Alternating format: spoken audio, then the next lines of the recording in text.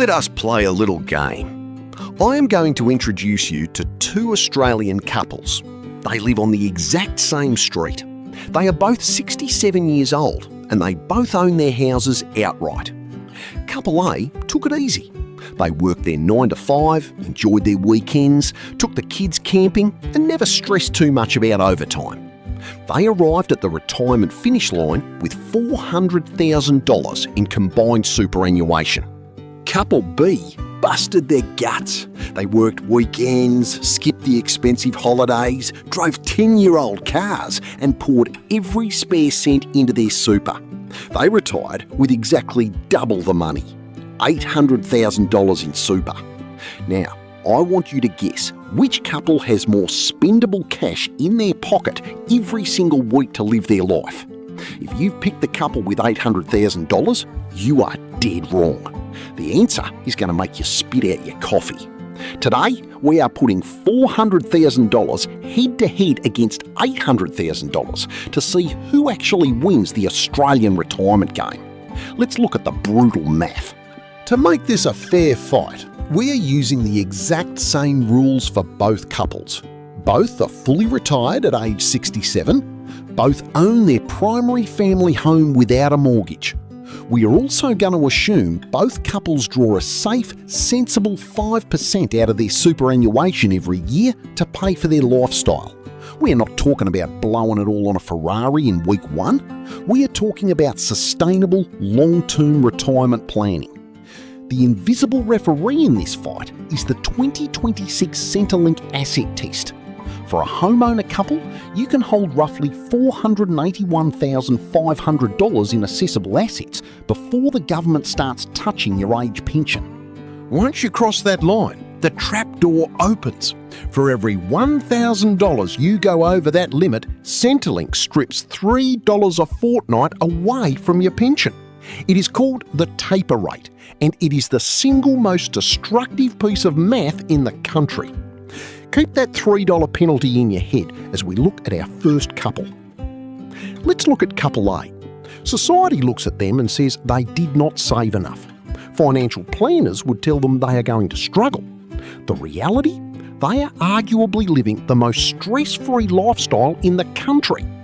Because their $400,000 balance sits entirely under the Centrelink asset threshold, they are entitled to the maximum age pension. In 2026, the full pension for a couple pays out roughly $44,000 a year. That money is tax-free, guaranteed by the government and deposited like clockwork every fortnight. Now, they take their $400,000 in super and draw their safe 5%. That gives them an extra $20,000 a year in private cash.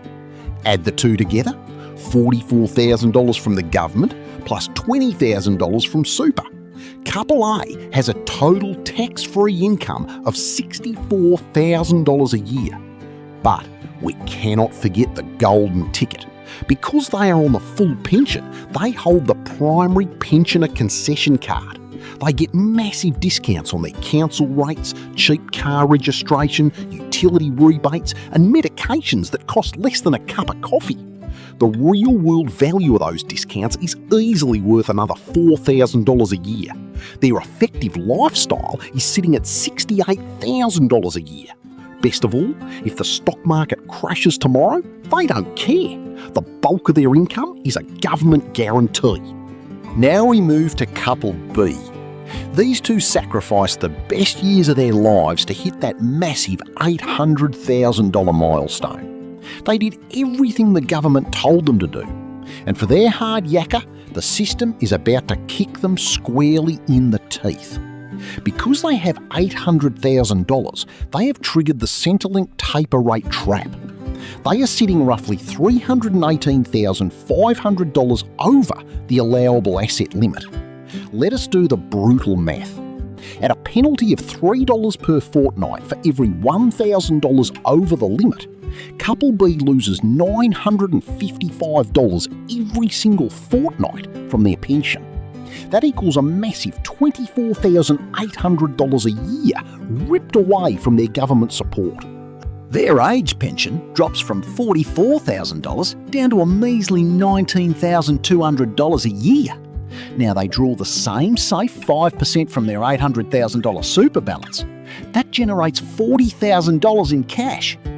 Add it up, $19,200 from the government plus $40,000 from super. Their total cash income is $59,200 a year. Read that number again. Couple A has $64,000 in cash plus full concession cards. Couple B, who saved $400,000 more, only has $59,200 in cash, and they lose the top-tier concession discounts. Couple B is $4,800 a year poorer in cash flow. They spent decades working overtime and skipping holidays just to earn less money in retirement than the blokes who knocked off at 4 p.m. every day. It is an absolute joke. The punishment does not stop at the bank account. We have to talk about the psychological toll. Couple B is relying heavily on their $800,000 portfolio to fund their life. Their $40,000 withdrawal makes up the bulk of their income. This means they are completely chained to the stock market. If a global recession hits in 2026 and the market drops by 20%, their $800,000 balance crashes to $640,000. Suddenly, to get that same $40,000 in cash, they have to draw down over 6% of their balance while the market is bleeding. They start panicking. They spend their retirement glued to the financial news, terrified of running out of money. Meanwhile, Couple A watches the same news, turns the TV off and goes to the bowling club. They carry almost zero market risk because Centrelink is picking up the tab. Couple B bought financial independence, but they paid for it with their peace of mind. Now, before you go and withdraw $400,000 from your super and set it on fire just to get the age pension, take a breath. I am not telling you that saving money is bad. There is a massive plot twist here. While Couple A wins on weekly cash flow, Couple B wins on something much more powerful: options. If Couple A wants to buy a brand new $50,000 caravan, they have a massive problem.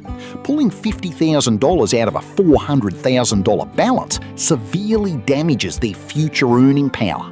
They do not have the capital buffer to make massive luxury purchases without feeling the pinch. Couple B has options. They can easily pull $50,000 out of their $800,000 to buy the caravan. Yes, it lowers their balance, but here's the magic of the taper rate operating in reverse. As Couple B's super balance goes down, their age pension automatically goes up. Every time Couple B spends their own money on a holiday, a renovation or a car, Centrelink steps in and replaces a portion of that lost income. They essentially get a government rebate for spending their own money. Over a 20-year retirement, Couple B will ultimately enjoy a higher standard of living simply because they have a massive pool of capital they can access whenever they want. If you are sitting on $800,000 right now and you are fuming about losing your pension, you do not have to just sit there and take it. You can legally restructure your wealth to beat the trap. The biggest loophole in Australia is your primary family home. Centrelink does not care if your house is worth $500,000 or $3 million. It is completely exempt from the asset test. If you are Couple B, the smartest move you can make at age 67 is to take $150,000 out of your super and sink it straight into your house. Put on a new roof, upgrade the kitchen, install top-tier solar panels and a home battery to permanently wipe out your electricity bills. By pulling $150,000 out of your assessable super and moving it into your exempt family home, your super balance drops to $650,000. Your age pension immediately skyrockets by over $11,000 a year. You just gave yourself a massive pay rise, eliminated your power bills, and got a brand new kitchen, all without breaking a single Centrelink rule. You can also look at upgrading your vehicles or legally gifting money to your adult children under the $10,000 annual limit. The goal is to move money from the penalised column into the exempt lifestyle column. So, who actually retires better? If you measure success purely by weekly cash flow and lack of stress, the $400,000 battlers win hands down. They get the absolute maximum extraction of government benefits for the lowest amount of personal risk. But if you measure success by capital security, luxury spending, and having the freedom to write a massive cheque when an emergency hits, the $800,000 couple wins, provided they are smart enough to restructure their assets. The worst thing you can do is sit blindly in the middle of the taper trap, hoarding cash, paying full price for your medications, and letting the government punish you for your hard work. You have to take control of the maths. Play the rules to your advantage. If this breakdown opened your eyes, do me a favour. Hit that like button and drop a comment below. Let me know which couple you would rather be in 2026. If you want to support a bloke keeping the system honest, hit that subscribe button and click join to become a member of the inner circle. I'm the Retired Aussie, and I will see you in the next one.